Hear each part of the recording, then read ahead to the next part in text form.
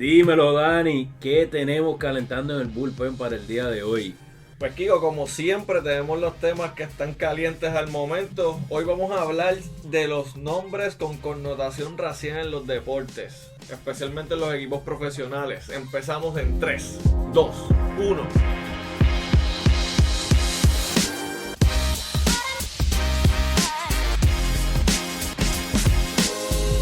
Bienvenidos a Lex Deportiva. Este es nuestro episodio número 6. Y estamos aquí, los de siempre, Kiko Mendoza, Gilberto Olivera y aquí su servidor, Daniel Matos Meléndez. Sin invitados especiales, hoy estamos solitos. Hoy por primera vez en un tiempito ya nos estaba gustando esto de traer invitados, pero hoy vamos los originales. El tema de hoy está caliente. Esto de nosotros hemos pegado los temas mientras vamos, ¿verdad? Calendarizándolos. Caen perfecto con lo que va sucediendo en el día a día de los deportes.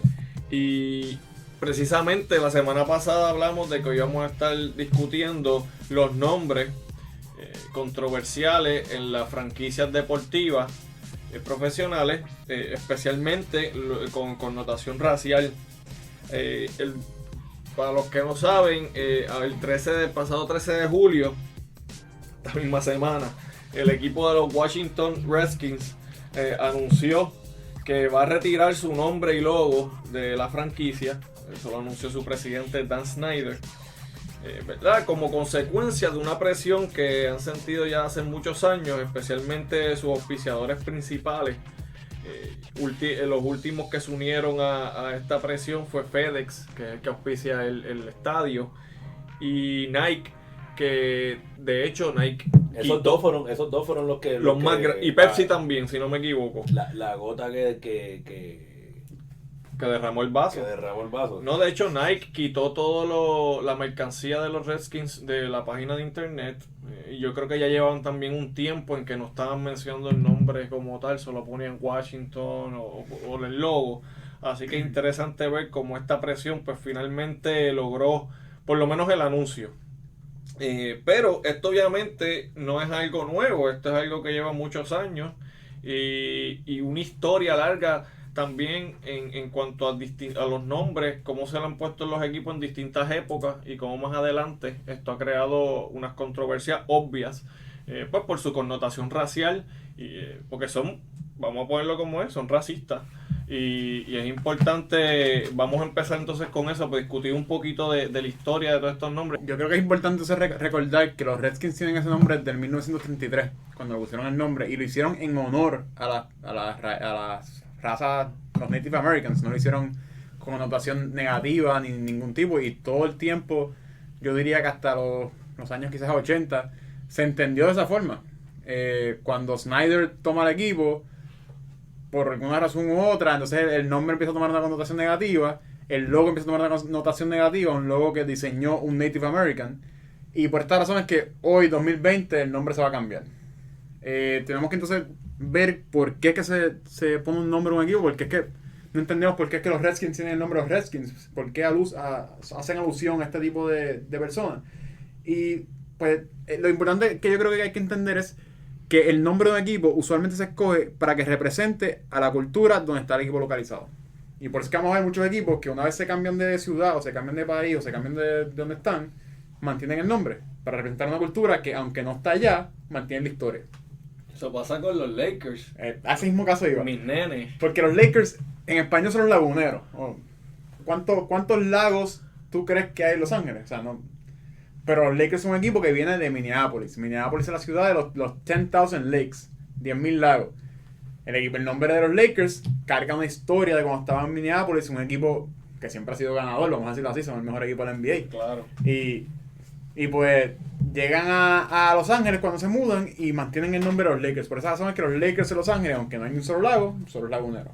Sí, no van a cambiar un nombre con esa historia, ese poderío a estas alturas. Claro. No les conviene aunque no tenga sentido, ¿verdad? Bueno, lo que pasa es que el nombre de una franquicia, hay que entender que las franquicias pertenecen a una comunidad, a una ciudad, y el nombre es la identidad, y usualmente es algo que utiliza la franquicia para asimilarse a ellos mismos, a sus ciudadanos, a la gente de la comunidad. Por eso es que muchas veces cuando una franquicia nueva o una franquicia se muda y van a cambiar el nombre, lo que primero que hacen es pedir a la comunidad que ponga su input, digan qué nombre quieren. Hacen concursos, a veces les regalan taquillas o lo que sea por escoger nombre. Si vamos al ejemplo, yo creo que el ejemplo más clásico es el de Toronto. Toronto en la NBA se llama los Toronto Raptors. Yo estoy casi seguro que no hay una historia de que hayan Raptors en Toronto, o que no es algo que se puede determinar históricamente, que es un sitio que hubiera muchos dinosaurios. Pero en el 94, cuando la franquicia de Toronto empieza a desarrollarse, la película que estaba en su apogeo era Jurassic Park.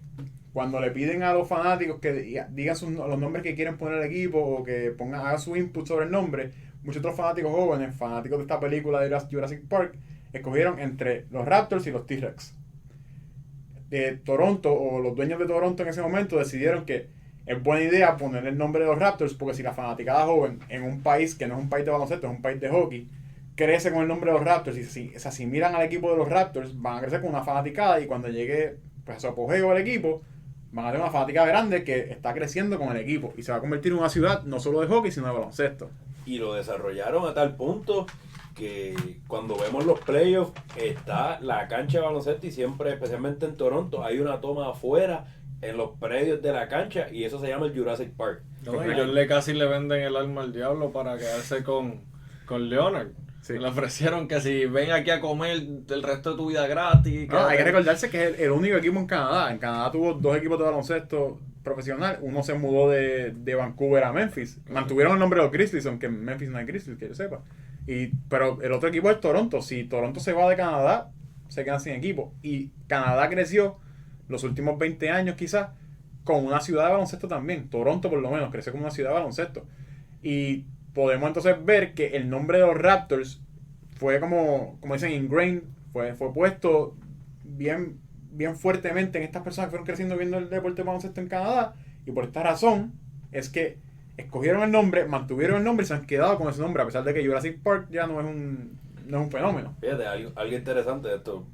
Uno no sabía la razón por la cual los Raptors son los Raptors, pero como uno ve a principio, ahora que tú lo dices, el uniforme de los Raptors en aquella época tenía el animal. Uh-huh. Era emblemático a lo que buscaba la gente joven. Ahora tú ves como ya después de que se ha desarrollado una cultura de baloncesto, como tratan de resaltar el baloncesto no solo de los Raptors, sino en Toronto. Vemos que el logo cambia y hasta el slogan no es los Raptors, es We the North, porque ellos logran separar y logran crear su propia cultura del baloncesto dentro de la NBA. Correcto. Y yo creo que entonces aquí lo más importante que vamos a ver es que pues una vez tú coges un nombre y creas una relación con la comunidad, es bien raro que se cambie, es bien difícil verlo cambiar, y más en deportes profesionales. En deporte profesional yo creo que a menos que el nombre sea tan ofensivo a la comunidad que no pueda subsistir la comunidad con ese nombre, y ese deporte no pueda subsistir con ese nombre, el nombre permanece. Vamos a ver que en colegial no es lo mismo. En colegial muchas veces, si el nombre es algo ofensivo, la presión es suficiente para cambiarlo. No sé si yo... Hay una regla, ¿verdad? Ahí yo creo que ahorita podemos entrar en eso, pero como hemos hablado en todo, yo creo que en la gran mayoría de nuestros episodios, cuando estamos hablando de universidades, estamos hablando de entidades que reciben fondos federales, y cuando tú recibes fondos federales no puedes tener prácticas discriminatorias, porque ellos pues tienen cierto poder sobre ti.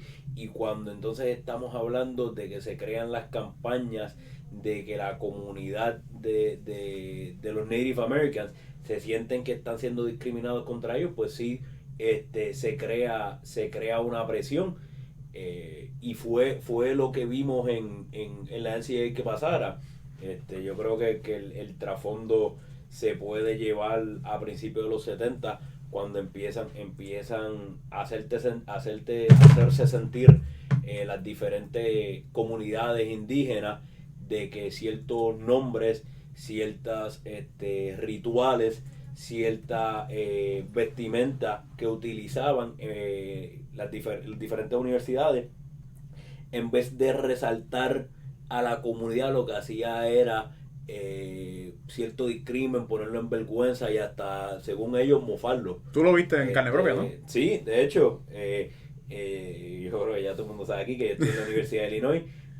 Allí se llamaban, nuestra universidad son los Fighting Illini, y había, nuestra mascota era el Chief Illiniwek. Y fue a raíz de este estudio en el 2005 que hay que pues, quitar la mascota. Y ese movimiento empezó a principios de los 70, cuando uno empieza a ver que diferentes tribus empiezan a quejarse, y ahora que uno puede mejor entender es que la tribu de los Illini no está ni en Illinois, hoy día están en el estado de Kansas, y lo que uno pensaba que era una imagen perfecta de esa tribu, aprendo que es demasiado generalizado, y coge ideales y rituales de todo, y es como hoy día decir que están que tenemos una mascota que es un puertorriqueño, y el americano coge y le pone aspectos mexicanos, dominicanos, puertorriqueños, porque todos somos iguales. Pero cuento largo corto, en el 2005 se hace un estudio por la NCAA con la presión que estaban sintiendo de diferentes entidades y hasta el mismo Congreso que se había involucrado, y se decide que ninguna universidad puede utilizar un nombre de una tribu indígena, haciendo alusión a ellos, a menos que tengan el approval unánime, o el approval de un comité que hagan donde la tribu diga que está bien. A raíz de eso uno puede ver como la Universidad de Illinois pierde su mascota. Lo único que logramos mantener es el nombre de los Fighting Illini, porque se pudo demostrar al entendimiento de la NCAA que eso venía del estado y no de ninguna tribu. De igual manera, hay un montón de universidades. Otra que se me ocurre así rápido es la Universidad de Utah, que eran los Utes. Y por otro lado está Florida State, que son los Seminoles. Seminoles es la tribu más grande, yo creo, hoy día en Florida. Y ellos son una excepción, ¿no? Es una de las excepciones. Sí, por eso los Seminoles se les permite mantener el nombre, la mascota y los rituales que tenían previo al comienzo de cada juego, porque hay un entendimiento y un acuerdo con la tribu. Ese entendimiento y ese acuerdo, pues como muchos otros entendimientos en este mundo, viene del color verde y con mucho dinero.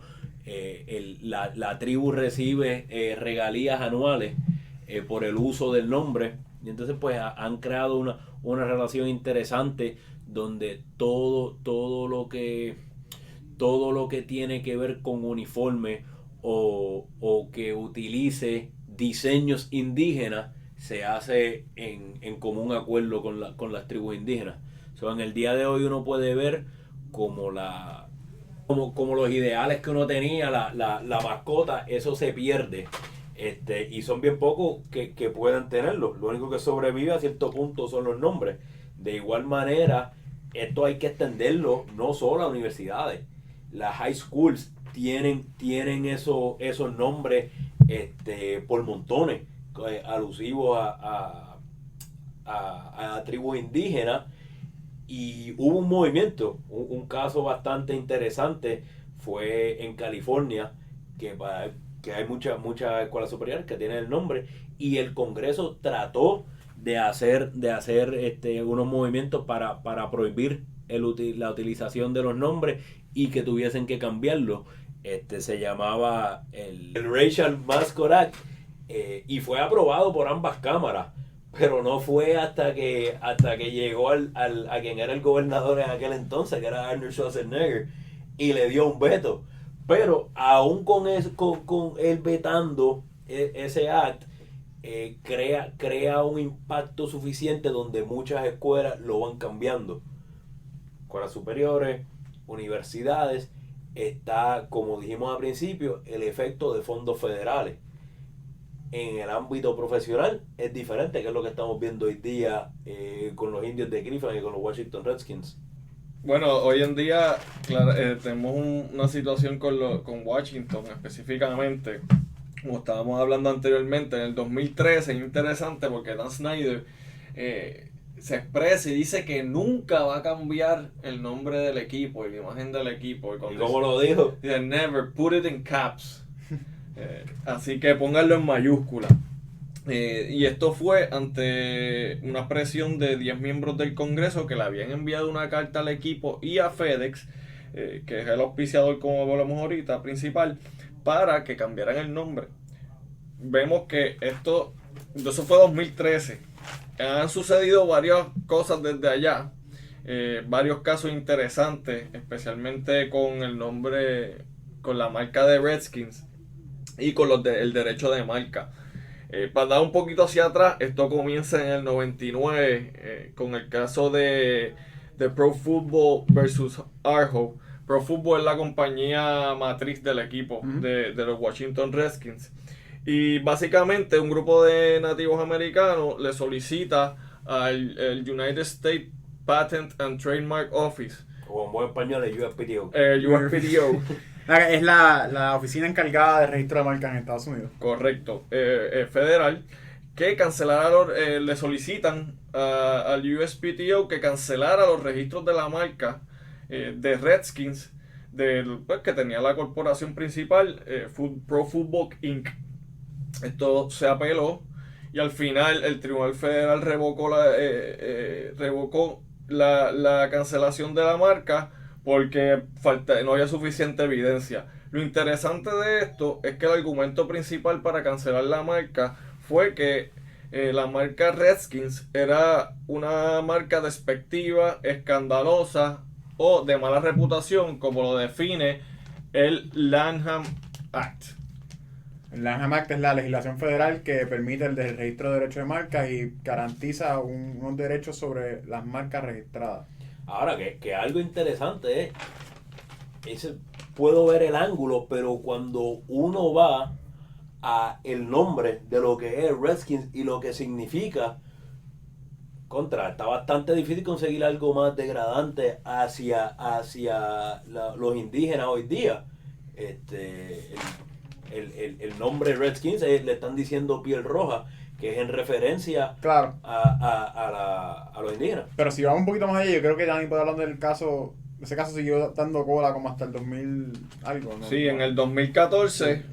Vamos a ver que entonces el tribunal va a decidir que sí es ofensivo, pero simplemente no es tan ofensivo como para requerir la cancelación de la marca. Correcto. Llega en el 2014 otro casito, Black Horse versus Pro Football Inc.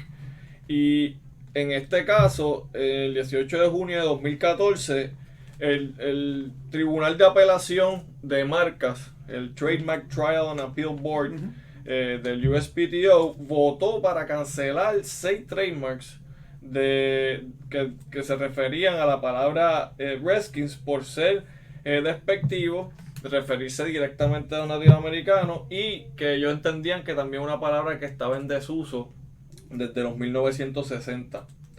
Ellos argumentaban que la cancelación de la marca del registro federal no cambiaba el hecho de que el equipo pudiera seguir utilizando el nombre y la marca. Lo que básicamente decía es que el gobierno no se iba a meter en el registro de esa marca, pero eso no le quitaba que sin las protecciones del gobierno el equipo pudiera seguir utilizando la marca.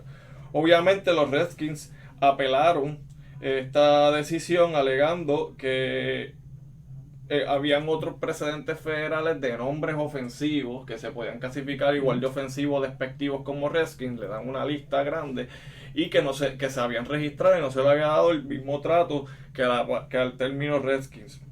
Y también argumentaban que estas restricciones del Lanham Act iban en contra de la primera enmienda de la Constitución y de su derecho a la libre expresión.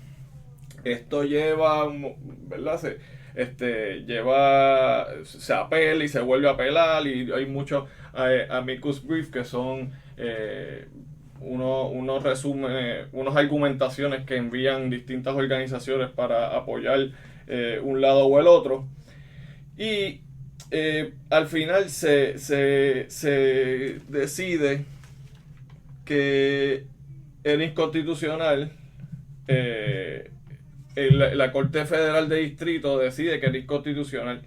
Después llega a apelaciones, lo afirman y el Tribunal Supremo deniega el certiorari. No es hasta el 2017 que tenemos Mata versus Tam, en el cual el Tribunal Supremo de Estados Unidos, que después de un proceso largo de nuevo, afirma la decisión unánimemente de que en efecto la provisión del Lanham Act que prohíbe el registro de marcas porque sea un nombre despectivo a personas, instituciones, creencias, etcétera, violaba el derecho de libre expresión de la primera enmienda.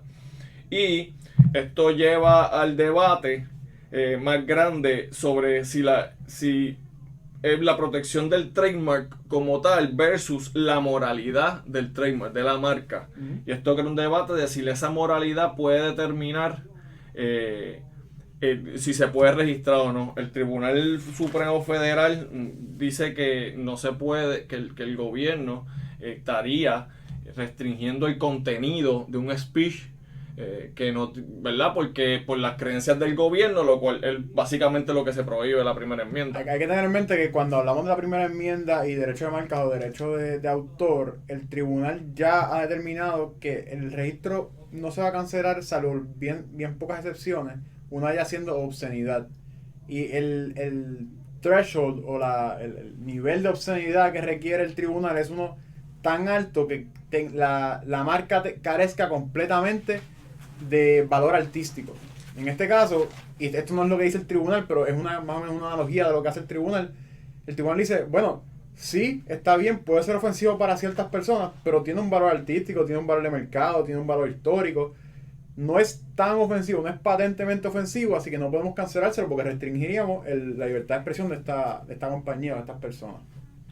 No, después en el 2019, hace poquito, en otro caso de USPTO, Ianco versus Brunetti, usualmente el primer nombre que aparece en estos casos es del director en turno del USPTO y deciden algo bien similar, que básicamente solo esa parte del Lanham Act es inconstitucional, esa sección porque un discrimen por punto de vista, un viewpoint discrimination.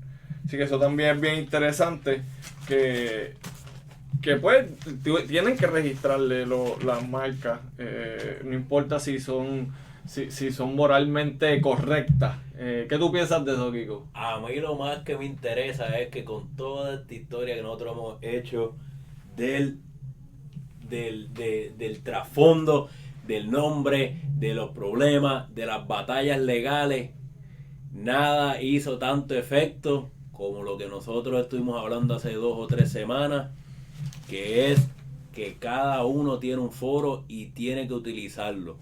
No fue hasta tanto que se unieron, obviamente, lo que es Pepsi, lo que es FedEx, tiene un foro más poderoso que este podcast por ahora, y lograron hacer un impacto y lograron empezar que esa bola de nieve empezara a rodar y a coger fuerza al punto que ya el nombre no existe. De hecho, era FedEx, Nike, Pepsi y 87 firmas de inversión.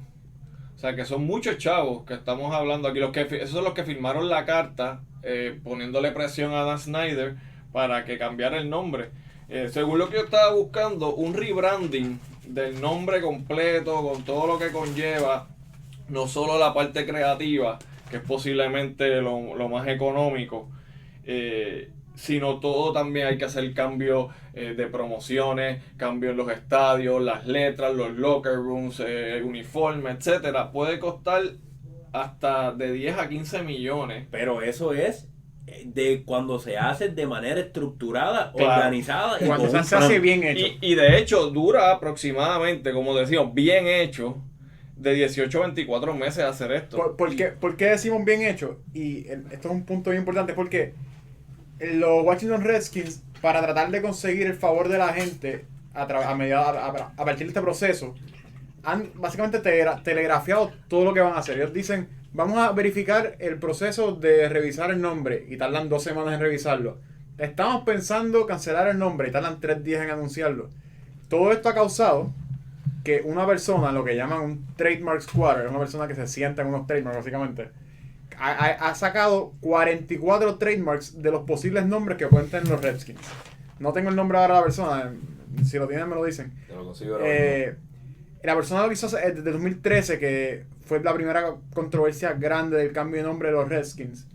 Empezó a sacar diferentes trademarks y a sacar mercancía, porque técnicamente tú no puedes sacar un trademark si no tienes intención de usarlo en el comercio. Lo que ha hecho es que ha sacado el trademark y saca camisas con la marca registrada, o saca un loguito con la marca, y tiene 44, incluyendo los nombres favoritos de los Redskins, para cambiar el nombre, que son los Red Tails y los Red Wolves, si no me equivoco. Y el problema que ha causado esto es que Macaulay se llama. Mr. Macaulay. Sí, Macaulay.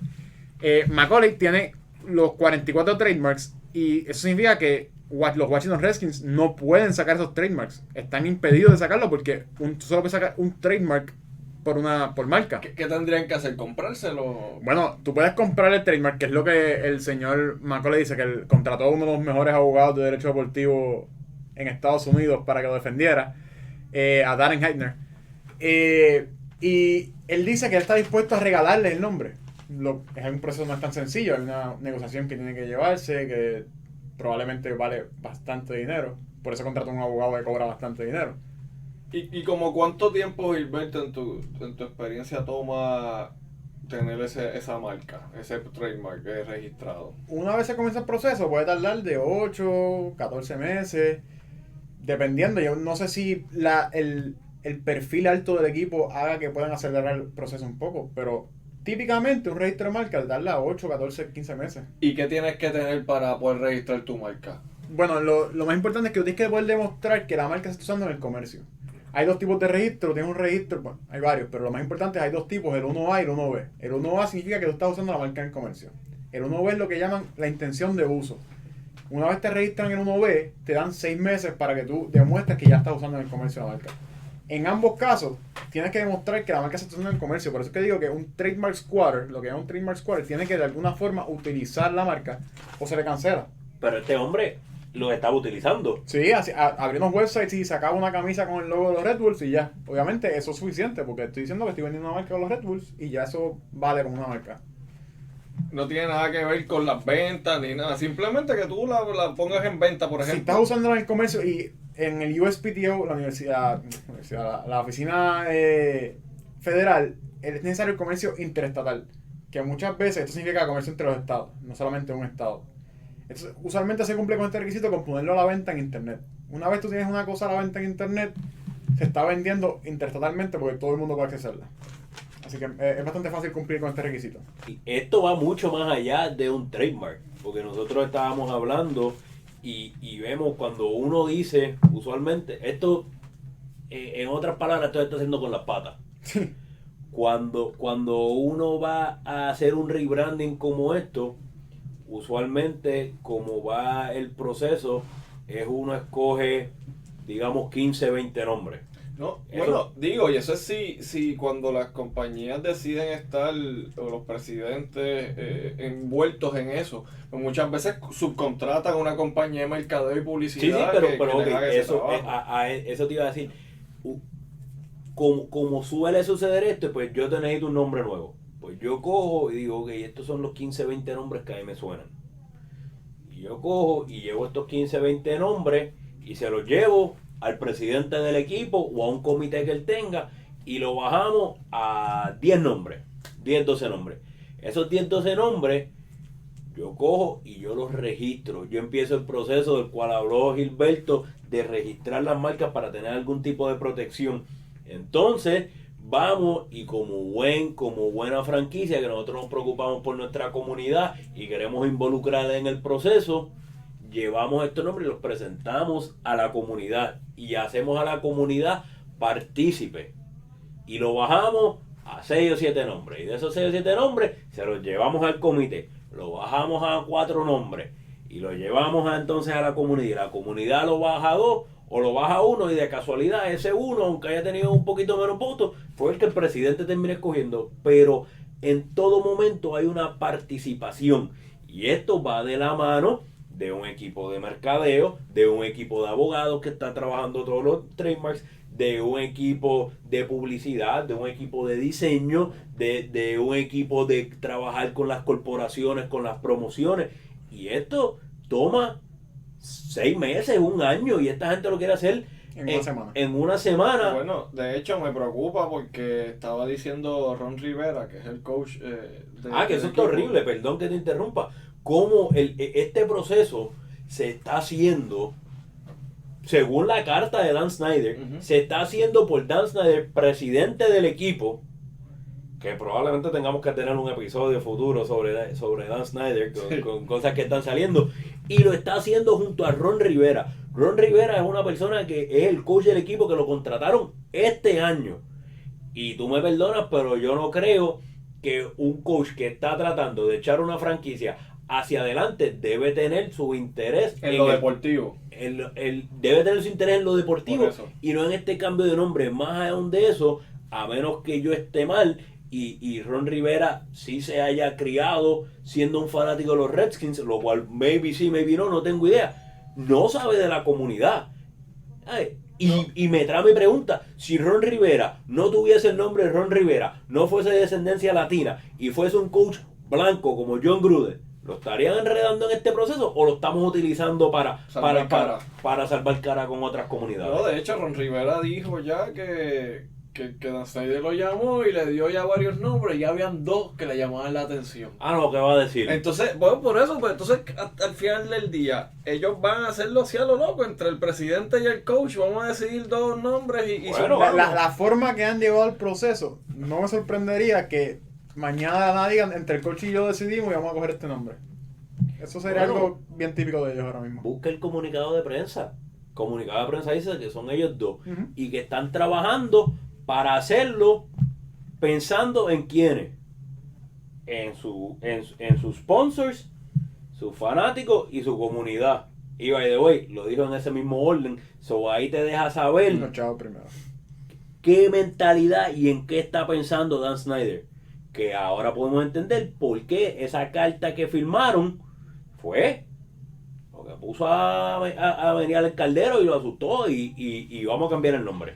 Y en esa misma línea, Kiko, tú que te gusta mucho el béisbol, los Cleveland Indians también tienen ¿verdad? Una tarea en evaluar y ver qué van a hacer con el nombre y se quedan con el nombre. El logo que tenían, yo creo que si no me equivoco lo quitaron. Por eso, hay dos equipos que hay que tocar, son los Cleveland Indians y los Bravos de Atlanta. Claro, que los Bravos de Atlanta en un pasado también fueron los Boston Braves. Son un nombre que ha traído, pero vamos a separarlo.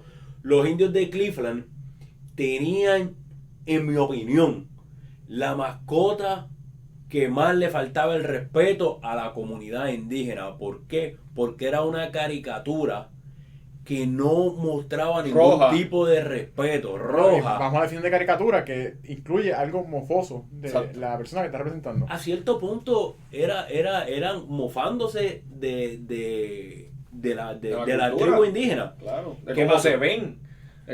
De hecho, esto no sé cuánto tenga que ver, pero yo he visto por ahí que venden t-shirts con las letras como el uniforme que era el de Major League, que era en los 90, el uniforme de los indios, que en vez de decir Cleveland dice Caucasians, que demuestra cuán racista es si lo tuviesen los indios hacia los blancos. De hecho, y hubo una promoción que hicieron para demostrar cuán racista era el nombre de Cleveland Indians. Entonces ponen la gorra de Cleveland con su logo del Chief rojo, y ponen al lado 2 gorras, una gorra que decía los San Francisco Chinamen y ponía bueno, lo que ellos aparentan como un asiático, para no entrar en muchos detalles, de piel amarilla y con los ojos, ¿verdad?, achinados, y el otro se llama New York Jews. Entonces ponían a un hombre blanco con barba, espejuelos, con el pelo como lo tienen algunos de los judíos. Pero de nuevo, ¿para qué hacen esto? Para demostrar la generalización innecesaria, sí, racista y discriminatoria que hay. Pero ellos, vamos a darle crédito a quien se lo merece. Hoy día los indios de Cleveland no utilizan esa imagen. Sí mantienen el nombre, pero el logo de ellos es la mera C. Ellos tienen una C de Cleveland y ese es el logo que ellos tienen. Que es una situación similar a lo que tiene la Universidad de Illinois, que fue con la que empecé hablando. Mantienen un nombre que en ese caso ellos dicen que no hace alusión, pero sí tiene un trasfondo. Otras universidades han mantenido el nombre, pierden la imagen. Eso es lo que pasa con los Indios de Cleveland. Los Bravos de Atlanta pues tienen una parte, tienen un aspecto que es un poco más controversial, que es el Tomahawk Chop. Ya dijeron, por si acaso, ya el lunes también dijeron que no van a cambiar el nombre, pero que van a revisar el uso del Tomahawk Chop. Bueno, pero vamos, ese ángulo a mí no me convence, porque aquí las noticias pasan y de momento lo que es tema caliente hoy es periódico de ayer y pasan la página y se olvidan y estamos el año que viene dándole al Tomahawk a tofuete. Ellos lo que dijeron es que ellos iban a entrar en conversaciones e iban a analizar con la comunidad qué hacer moving forward.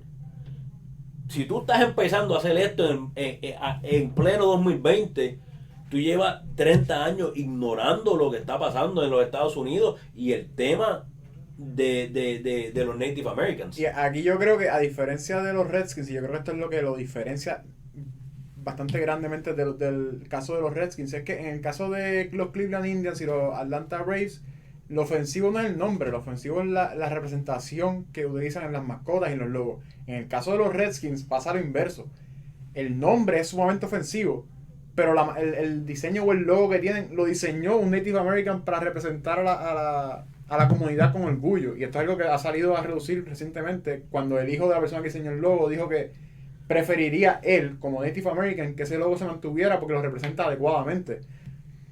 Digo, entonces puede ir por ambos lados, porque todavía tenemos quizás la mitad de las personas de Native Americans que van a decir que no lo representa a ellos, porque son comunidades separadas. Es que una generalización. Exacto. O sea, estamos hablando que comunidades enteras, es como si hablan algo de los latinos, pues vamos a dejarlo porque a los boricuas no le está malo, pero los dominicanos están enfogonados. No, y que el presidente es blanco de la institución. Y eso pone también en juego de las intenciones. Mira lo que ha tenido que pasar para que el presidente tome la decisión de decir, vamos a cambiar el nombre.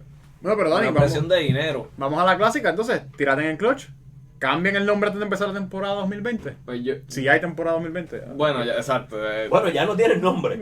Ahí tienen mitad la contestación. Bueno, yo creo que no lo van a tener a tiempo para, digo, si lo hacen responsablemente, no lo van a tener a tiempo para esta temporada. Una opción que tienen es seguir ¿verdad? Identificándose como Washington, lo que han hecho, lo que hace Cleveland, poner maybe una W, una R, WR, lo que era el logo original de ellos, era una R bien grande. Por eso, que maybe eso pueden hacerlo en el interim, pero si tomaran una decisión de aquí a que empiece la temporada, que ya mismo, de un rebranding completo, sería bien arriesgado y les puede salir el tiro por la culata adelante, porque mira lo interesante de este equipo, aun con todo y que siempre no ha sido exitoso futbolísticamente, o sea, deportivamente, aún en la etapa que estamos hoy, creo que es el 7º equipo de más valor en la NFL. Y en algún momento estuvo en los top 3. O sea que es un equipo que el branding y la fanaticada es bien importante en cómo generan dinero. Y obviamente eso también se traduce a cuántos auspiciadores siguen viniendo. Pues si tú no generas views, si no generas ventas, los auspiciadores no vienen tampoco. Así que es interesante ver cómo este rebranding puede significar el futuro completo de la franquicia. Pues no es como si esto es una franquicia excelente deportivamente como los Patriots, por ejemplo. A mí me gusta crear controversia. Yo nací para esto, yo creo. Por ser abogado.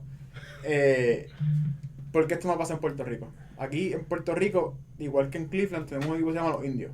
Tenemos un equipo que se llama los Conquistadores, o teníamos un equipo que se llama los Conquistadores. Bueno, eso yo creo que la contestación clara es que aquí no hay una tribu indígena que puede sentirse ofendida. Pero sigue siendo igual de ofensivo, quizás es la pregunta. Si tú me dices los indios de Mayagüez, aunque no hay una comunidad de indios taínos en Puerto Rico... Es que no es lo mismo, porque a mi entender, el tú resaltar el nombre indio no es el problema. Ahora, el uso de la mascota de los indios es lo que puede traer el problema. Bueno, y el indio, bueno, la caracterización de lo que es un indio, porque un indio, vamos, en su definición concreta, un indio es de India, o sea, un indígena, y ya que le ponen los indios, pues pudiera ser despectivo históricamente a los taínos, por ejemplo. Entonces pudieran llamarse, si lo queremos hacer, si lo que se quiere hacer es, por ejemplo, darle honor a la historia de nuestros antepasados taínos, pues porque en vez de ponerle los indios le pones los taínos y lo explicas que es de manera de hacerle honor a los taínos, que ya no existen, claramente bueno, no hay taínos, pero tenemos eso en nuestra sangre. Pero los indios quizás hasta cierto punto es algo generalizado de son indios, como si no tuvieran su cultura, no tuvieran sus costumbres, no tuvieran su historia que nos afecta a nosotros. Sí, yo creo que hasta cierto punto un nombre como los indios de Mayagüez, si lo miras por encima, posiblemente a nadie le ofenda, pero históricamente no le rinde justicia a nuestros antepasados taínos. Y si eso es lo que se quiso hacer, se puede hacer mejor. Se puede hacer con un nombre que realmente identifique, pues mira, pues los taínos, porque se va a hacer por esto histórico. Pero los indios así solo per se, aunque no haya sido con intención de ser discriminatorio, despectivo, pues puede serlo históricamente. Bueno, el problema es que yo estoy viendo aquí, haciendo mi asignación tarde, y estoy viendo lo que es hoy día la mascota de los indios o el JJ que ellos tienen, y eso no hace ningún homenaje a lo que es un indio. No, definitivamente. Tú sabes, ese es el problema. Pero yo creo que en mi opinión. No, y claramente la imagen de los indios es, bueno, tratando de verlo desde el punto de vista, ¿verdad?, menos despectivo, que lo hicieron con la mejor intención de hacerlo, ¿verdad?, hacer honor, pues tratan de poner a un taíno, o sea, pienso yo, con sus pinturas, y tenemos la suerte que Dani estuvo con los indios taínos y sabemos las pinturas que utilizaban. Pero el punto es válido, que yo creo que esa fue lo que te mandaba a comprar en Walgreens para pintar la minilla. Que no la compró uno nunca, siempre iba la mamá de uno a las 8 de la noche a comprar el día antes. Pero yo creo que el problema no es el nombre. El problema es la utilización de la historia y el generalizarlo a unas personas que eran unos guerreros y estaban combatiendo y todo era guerra y pelea, que es lo que vimos en muchos de los nombres de Estados Unidos. Bueno, había una universidad en Oklahoma que eran los Savages. Volviendo, el término indio, yo no creo que en su día cuando lo hicieron haya tenido una connotación racial. Pero igual los Redskins pudiéramos argumentar lo mismo. Y se puede argumentar por eso. En el 33 cuando se hizo con el consentimiento de la comunidad nativa, la comunidad indígena del área. Bueno, pero eso dice, yo creo, mucho de nosotros como humanos, que hemos ido entendiendo y evolucionando nuestro pensamiento como sociedad. O sea, cosas que eran aceptables hasta cuando nosotros éramos más pequeños, nosotros nos decíamos un montón de cosas que hoy en día no las decimos porque entendemos la connotación que lleva. Y antes, poco a poco, se ha ido creando conciencia de las terminologías correctas para utilizar, porque muchas veces uno con el lenguaje es racista o despectivo por ignorancia, por no saber cómo dirigirte o cómo hacerlo, o por históricamente se han utilizado palabras o frases que tú dices, pero esto siempre se ha usado así. Sí, pero hoy en día te estamos enseñando, te estamos abriendo la conciencia al significado que puede tener y el impacto que puede tener en ciertas personas y ciertas comunidades. Que yo creo que es el ejemplo perfecto de lo que era el equipo de soccer aquí, los Conquistadores de Guaynabo. Ese nombre en aquel momento se lo tienen que haber puesto porque Juan Ponce de León estaba ahí en Caparra y vivían los conquistadores, etcétera, y había pues cierto orgullo. Pero hoy día uno puede entender que el conquistador no era otra cosa que un colonizador. Claro. Y con la historia colonial de Puerto Rico, o sea, a mí en lo personal se me hace bien difícil asimilar que le rindamos pleitesía a colonizadores y a conquistadores que vinieron a crear un genocidio aquí, pero eso es otro tema. Pero yo creo que eso nos trae al mismo punto que Kiko estaba hablando. Aquí la razón por la que estos nombres no son ofensivos o estas referencias no son ofensivas es porque no hay una comunidad que se sienta ofendida.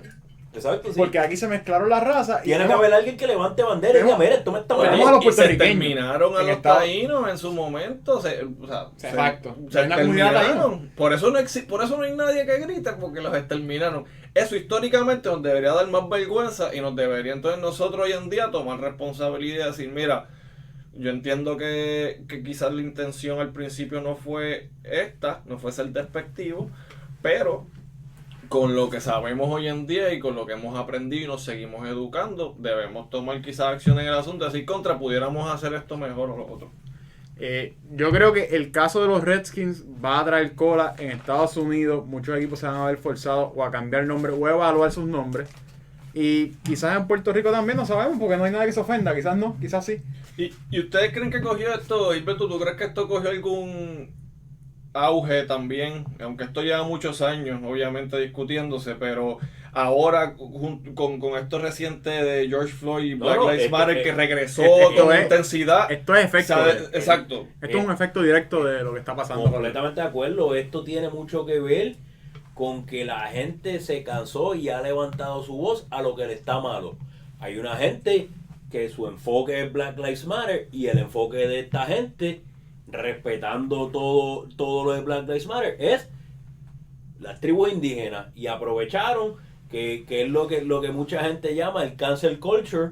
Dijeron, mira, esto a mí me está malo y yo voy a poner presión, y la gente fue y props to them, que se dieron cuenta, déjame yo no atacar a los oídos sordos, déjame yo atacar a quien le duele, y fueron y atacaron a las corporaciones, y yo voy a coger y yo te voy a dar un boicot a ti como corporación, a menos que tú, que tienes el poder, levantas tu voz y le haces sentir al equipo. So, esto es un efecto directo, como dice Gilberto, de todo lo que hemos estado viendo en este año. No, y que es primera enmienda versus primera enmienda, porque es el derecho de la libertad de expresión de, por ejemplo, un equipo tener su nombre, y el derecho de libertad de expresión de una persona boicotearlo, si quiere también, o decirlo, o ponerse ese nombre. Yo no me quiero ir sin mencionar, porque los deportes regresan ya, quedan 2 semanas para el NBA, queda poquito tiempo para volver a ver 7 días para el NBA, ahí sí que no me voy a callar.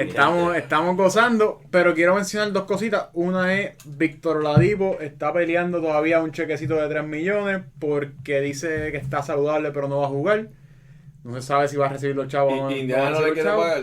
Indiana dice que le quiere pagar, le NBA y no quiere que le paguen, porque establece un precedente de que si no juega, aunque esté saludable, te van a pagar. Y esto pasa en mujeres. El otro caso que quiero mencionar, el caso de Elena Teo es más interesante y más importante todavía. Elena ella padece de Lyme disease desde hace muchísimos años.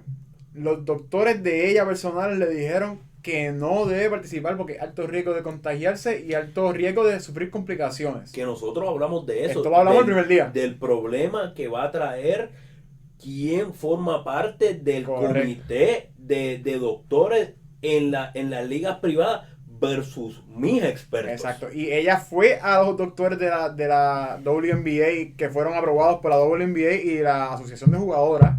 Y los doctores dijeron que ella no es alto riesgo y que debe jugar. O sea que ahora ella está entre la espada y la pared. O juego y me expongo al riesgo de contagiarme, o no juego, no recibo mi cheque y ella gana $200,000, no llega al millón. Está renunciando básicamente a lo que ella vive, al dinero de vida de ella. Y esos doctores, esos son los doctores, como tú dices, de ese comité versus sus doctores personales que ella elige y que pues deben tener su mejor bienestar en ella mente. Puso una foto los otros días, ella se toma sobre 30 pastillas al día. Como 60 y pico, no, es una exageración. Y pues esto es un problema y lo hemos hablado, y pues probablemente en algún momento tengamos que hacer otro podcast hablando de este tema porque puede que sea peor, pero para mí entender, la WNBA perdió mucho poder de estrella con Maya Moore, Natasha Cloud, todas las jugadoras que están saliéndose para enfocarse en el movimiento racial social, y han decidido que no pueden seguir perdiendo jugadoras, y no hay una jugadora, yo creo que de estatus más grande en la WNBA que Elena Del Don, es MVP, es olímpica, y la WNBA se está enfocando en los ingresos que puede recibir a corto plazo en vez de enfocarse en un PR, unas relaciones públicas a largo plazo. No, y recordemos que los jugadores, si son de alto riesgo, pueden decidir no jugar y se les iba a pagar como quiera. Uh-huh. Los jugadores que no tuvieran alto riesgo, sí podían decidir no jugar, pero no se les iba a compensar. Entonces ahí por eso es que es tan importante esta determinación del comité de si es alto riesgo o no. Porque aquí se le va la vida. Ahora, ¿puede apelar esa decisión? Pues no, ahora mismo no hay un comité apelativo que tú digas pueda apelar. Eso no es algo que se ha determinado. Y que es el otro problema. Ay, yo no creo que ella puede decir pues voy a jugar y después si me enfermo voy contra la liga, porque ella está aceptando los términos y condiciones para ella jugar. Correcto. Porque te están dando la opción. Pues no juegues, no cobras. No, le escribió un open letter, sí, donde habla bastante profundo de sus condiciones y de su opinión en cuanto a lo que ella entiende que es una injusticia. Así que va a ser bien importante ver la decisión que toma el WNBA al respecto. No sin antes decirles, la semana que viene, a petición popular, ¿qué es lo que tenemos, Dani? Tenemos un tema prendido en candela. Vamos a hablar del Financial Fair Play. ¿Qué caso es? Para que la gente sepa que estamos hablando. Bueno, el caso específicamente, vamos a hablar de eso porque recientemente el equipo de Manchester City de fútbol de la liga inglesa Premier ganó una apelación en el CAS, que es el Tribunal de Arbitraje Deportivo en Suiza, donde después le hablaremos con un poquito más detalle, pero en conclusión fíjense, lo interesante es que no se le suspendió de jugar el torneo de la Champions League la próxima temporada, pero sí se le dio una serie de multas. Así que es interesante ver cómo, si no cometieron ninguna infracción del Financial Fair Play, ¿por qué entonces le dan unas multas?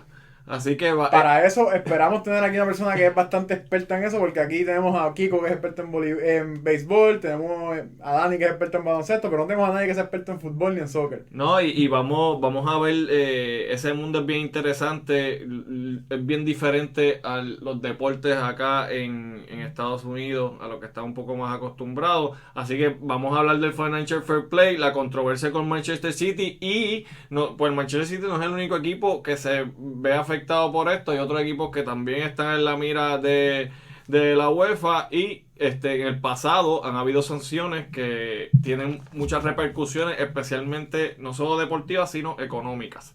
Así que eso se lo dejamos para la semana que viene, un tema bien interesante, así que pendiente a nuestros posts, pendiente a nuestras páginas en todas las redes sociales: Facebook, LinkedIn, Twitter, Instagram, Spotify, Apple Music y YouTube. Lex Deportiva Podcast. Dale follow, dale like, dale share, síguenos apoyando y dale oído y déjanos saber lo que piensas. Nos vemos la semana que viene. We out.